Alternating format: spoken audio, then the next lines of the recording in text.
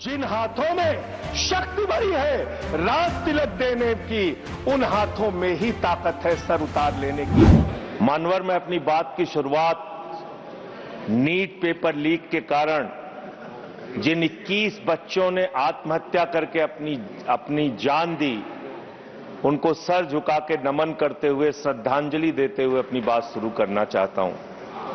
मैं उन लोगों को भी श्रद्धांजलि देना चाहता हूं जो पिछले 10 साल में 1,23,000 छात्रों ने सुसाइड किया, आत्महत्या किया, और 2,000 छात्र हर साल सिर्फ पेपर लीक के कारण आत्महत्या की, जिन्होंने मान्यवर मैं ये बिल पढ़ रहा था और आपने नीट के पेपर लीक के कारण जब 22 लाख बच्चे प्रभावित हुए तो आपने कहा री एग्जाम कराएंगे।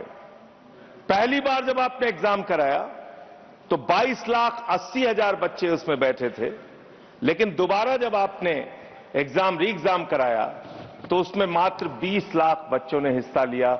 2,80,000 बच्चों ने हिस्सा नहीं लिया।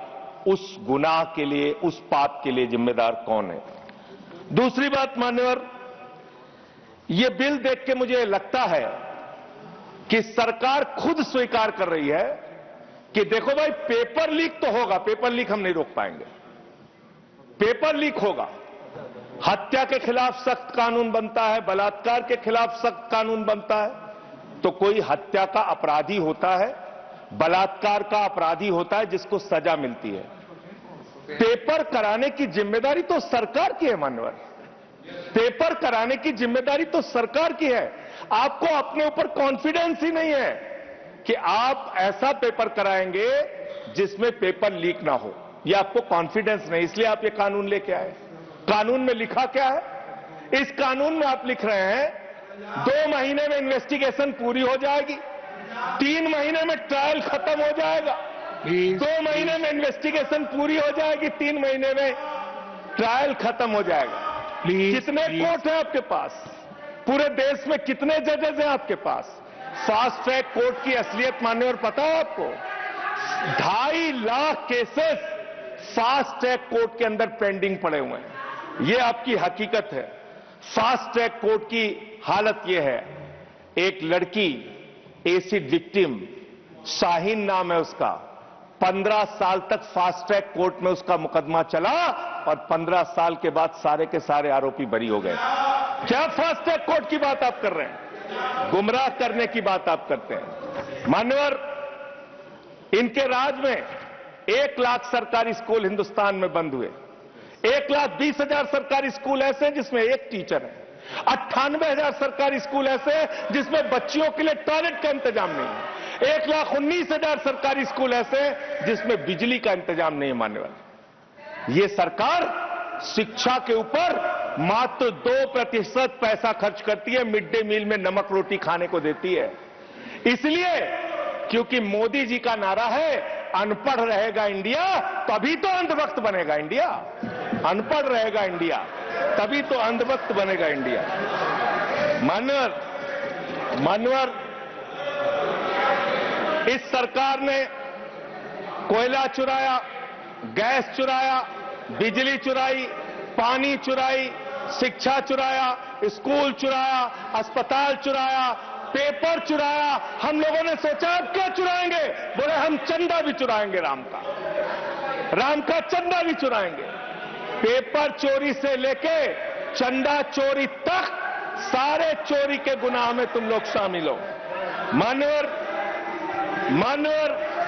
किसान आंदोलन करता है तो खालिस्तानी हो जाता है, किसान आंदोलन करता है तो खालिस्तानी हो जाता है, मुसलमान आंदोलन करता है तो पाकिस्तानी हो जाता है, नौजवान आंदोलन करता है तो चाइनिस्तानी हो जाता है। लेकिन मैं इस सरकार के बारे में कहना चाहता हूं, जो लोग AK-47 चलाते हैं, छात्रों के सर पे लाठियां चलाते हैं, आंसू गैस के गोले छोड़ते हैं, वो सरकार आतंकवादियों जैसा आचरण कर रही है, आतंकवादियों जैसा व्यवहार कर रही है। मैं ये कहना चाहता हूं मान्यवर, प्लीज कंक्लूड, प्लीज। मान्यवर, मैं आपके माध्यम से इनको एक सुझाव देना चाहता हूं। इनकी एक सांसद ने वहां पर गई हुई नौजवान, खत्म कर रहा हूं सर, सबके ऊपर आपने 1-2 मिनट मुझे भी दे दीजिए। टाइम खत्म हो रहा है, बोलिए बोलिए सर। अभी तो 3 मिनट बाकी है सर, बोलिए सर। छात्र जो गए वहां आंदोलन करने, उनको बर्बरतापूर्वक मारा गया, लाठियों से पीटा गया सर। उनके सर फोड़ दिए गए, उनके ऊपर आंसू गैस के गोले छोड़े गए। वो चीखते रहे, चिल्लाते रहे। 500 छात्रों को घायल किया। और बिहार के अंदर इन लोगों ने AK-47 चलाया सर। वो आतंकवादी है हमारे छात्र, वो हमारे घरों के बच्चे आतंकवादी हैं सर, जिनके ऊपर आपने गोलियां चलाई। और तो और इनकी एक सांसद है मान्यवर, उन्होंने किसान आंदोलन में किसानों को गालियां दी। नौजवानों के आंदोलन में नौजवानों के लिए इतनी भद्दी टिप्पणी की मान्यवर, इस सदन के अंदर मैं कह नहीं सकता मान्यवर। हमारी बच्चियों को यह कहा गया, उनके चरित्र के ऊपर सवाल उठाया गया। मैं निवेदन करना चाहता हूं JP नड्डा जी से, समझाइए अपने उस सांसद को। अभी तो उसको एक थप्पड़ पड़ा, सिर्फ 5 उंगली के निशान पड़े थे। ऐसी बात करोगे, गटर जेनजी को गटर कहोगे, जेनजी को गटर करोगे, तो तुम्हारी सरकार को इस देश का नौजवान, इस देश का जेनजी पकड़ के गटर में डालने का काम करेगा। इसलिए तुम्हारी सरकार को मान्यवर, इसलिए मैं आपसे निवेदन करना चाहता हूं, नौजवानों को गटर जेनजी मत बोलो। तुम्हारी सरकार को उठा के वो गटर में डालने का काम करेंगे मान्यवर। इसमें ऐसे प्रावधान आप लेके आए हैं। माननीय संजय जी, मैं बस खत्म कर रहा हूं। अकेले स्पीकर हैं आप? हाँ, अकेले हैं। अकेले। सर, मैं ये सोच रहा था कि ये सरकार ऐसा कानून लेके आए, अकेले रहेंगे तब भी तुम्हारे खिलाफ लड़ेंगे, याद रखना। माननीय संजय जी, अकेले रहेंगे तब भी तुम्हारे खिलाफ लड़ेंगे। ये दादागिरी कहीं और दिखाना। बैठ जाओ, चंदा चोरी करते हो तुम लोग। माननीय तरुण जी, माननीय Sanjay ji, address the chair, chair को एड्रेस द चेयर। माननीय संजय जी, मैं सीरियल कर रहा हूं सर।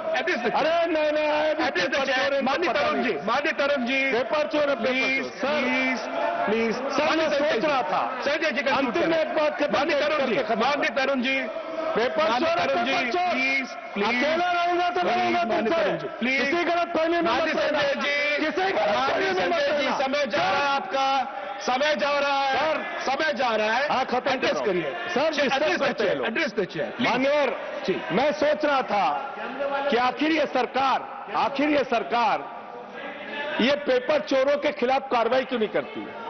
मुझे ये पता चला मान्यवर, ईडू टेस्ट नाम की एक कंपनी, खत्म कर रहा हूं, ईडू टेस्ट नाम की एक कंपनी जो गुजरात के अंदर ब्लैक लिस्टेड हुई, उससे बिहार में पेपर कराया गया, वहां भी ब्लैक लिस्टेड हुई। उसी से यूपी में पेपर कराया गया, वहां से भी ब्लैक लिस्टेड हुई। तो जो पेपर चोर हैं वो अहमदाबाद में ब्लैक लिस्ट हुए, बिहार में ब्लैक लिस्ट हुए, यूपी में पेपर चोरी की, क्योंकि उनको पेपर कराने का ठेका इसलिए मिलता है क्योंकि उनका संबंध, खत्म कर रहा हूं सर, 30 सेकंड सर, 30 सेकंड। उस ईडू टेस्ट कंपनी का पेपर चोर का संबंध देश के प्रधानमंत्री और कई राज्यों के मुख्यमंत्री से है। थैंक यू मुख्यमंत्री से है सर। मुख्यमंत्री से है, इनके फोटो मिल जाएंगे सर। खत्म कर रहा हूं, धमकी मत दिलवाइए सर। प्लीज कंक्लूड करिए। चोर हमको धमकी दे रहे हैं, ये चंदा चोर हमको धमकी दे रहे हैं। Anything unparliamentary will not go on record. Anything unparliamentary will not go on record. Please conclude करिए। चंद्रशेखर जी के अंतिम लाइन कंक्लूड करिए। आप ही आ रहे हैं सर, हम कंक्लूड करिए। I have to I allow you. Conclude करिए। बिठाइए कंक्लूड करिए। पेट पे दर्द शुरू हो गया। संजय जी, मिर्गी के झटके आ रहे हैं सर, उनको समझाइए। कंक्लूड करिए प्लीज। मिर्गी के झटके आ रहे हैं, उनको समझाइए सर। मैं आपको समय दूंगा। कंक्लूड करिए सर, कंक्लूड करिए। अंत में चंद्रशेखर जी, स्वर्गीय प्रधानमंत्री जी की एक लाइन के साथ अपनी बात कहना चाहता हूं। इस देश के नौजवानों की तरफ से आपको, जिन हाथों में शक्ति भरी है राज तिलक देने की, जिन हाथों में शक्ति भरी है राज तिलक देने की, उन हाथों में ही ताकत है सर उतार लेने की। इसलिए अहंकार मत करो। Thank you. Point of order.